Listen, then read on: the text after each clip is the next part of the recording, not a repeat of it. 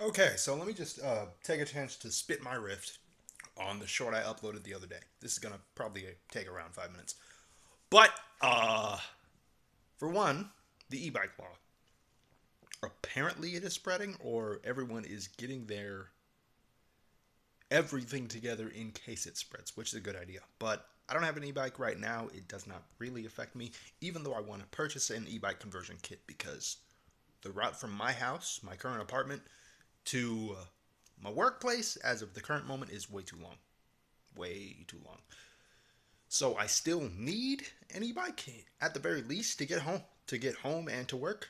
So yeah, that's still probably gonna be an issue for me down the road, which means I'll have to get my entire e-bike, or I might actually have to get a permanent conversion kit and then get the entire bike registered, which is a problem because I don't always want the bike to be an e-bike.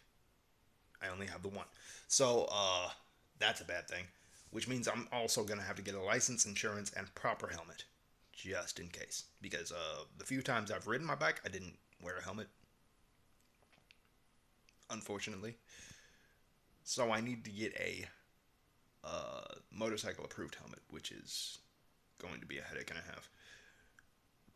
But the other thing, the new thing, the thing that is not a law yet, which I honestly hope we get enough pushback on from the creative communities, is when it comes to printing anything involving a gun, because it isn't just the pistol grip. Anything that you can put on or attach to a gun will be flagged. But the gun part is a misnomer. Like, it's a Trojan horse. Like one of the videos I've said, I'm probably gonna put the creator's name or at least their video right here if I can. I don't know. I'm starting YouTube all over again. Well, okay, not exactly starting it all over again, else all the other videos on this channel would be private or in a playlist. So, it's not that. But, in a sense, anything attached to a gun, as the rule is written, will be protected files.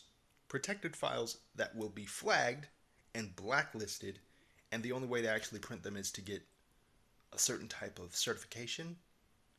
If not certification, then a formal review by someone who is probably going to lose their job to an AI because they're going to make it so often and so common, and this is going to affect everyone, if not everyone.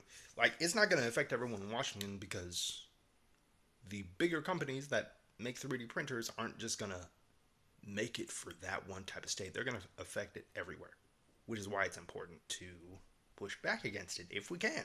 I don't even know if we can, but it's a very important law to push back against. Like, like I said in the previous short, I intend to print or build assets for cosplaying or survival tools. Some of them, unfortunately, have a pistol grip. Unfortunately. But the thing that is making the gun part a Trojan horse is the fact that some companies, when this law is written down, can put some of their characters, filings, or assets under the same amount of protected files gun parts would be. So, say someone making or 3D printing a gift that looks like Darth Vader, Stitch, any of the Pokemon, or maybe even just a simple Red Hood mask. Yeah, it'll be protected, and you'd either have to A, pay for the company's files, or B, get it internally reviewed and fined if you don't. So, yeah, like at that point, the only other way to get all this stuff would be a complete teardown of your 3D printer or creating a brand spanking new one or a refurbished one out of like 3 or 4 old laptops. And it's been done before, even though I'm pretty sure the person who did it does not recommend taking apart 2 laptops that you had previously and turning them into 3D printers. Like, I don't understand why it's needed, but I personally believe that people are getting a bit too handsy when it comes to the ban hammer, wanting certain people to not get their equipment. If you don't want your stuff to be out in the open, then don't create. Ha ha ha ha ha. That makes absolutely no sense. Like, the rule is not making any sense to me. Because, like, if it exists, someone's going to make it or remake it. Like, say, like with Meta, these old controllers. I still have a Meta Quest 2. These old controllers, these could be a protected thing. Like, they're simple. But if the shell cracks and I don't know where to buy any new for the Meta 2, instead of saving a ludicrous amount of money for a Quest 3 that I don't want right now, I could just reprint the shell and put the internals in the shell. You understand? Because, like, all the way down to anything that goes upon the record of DIY, it's gonna turn into